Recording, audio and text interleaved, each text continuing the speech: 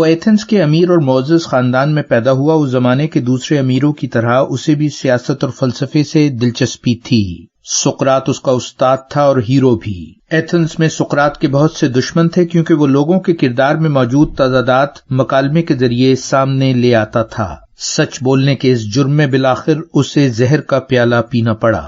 اس واقعے نے افلاطون کی زندگی پر گہرا اثر ڈالا. وہ ایتھنز کے سیاسی نظام کی منافقت سے مایوس ہو کر پورے یونان، مصر، شمالی افریقہ اور اطالیہ کی سیاحت کے لیے نکل گیا. وہ پائتھاگورس سے بھی بہت متاثر تھا. اس کے اسکول اکیڈمی کے دروازے پر لکھا تھا، جو جیومیٹری سے ناواقف ہے اسے داخل نہ ہونے دو. اس کے خیال میں ہر حکمران پر لازم ہے کہ وہ فلسفی بھی ہو تاکہ وہ زندگی کے معاملات کو سمجھ سکے، انہیں حل کر سکے.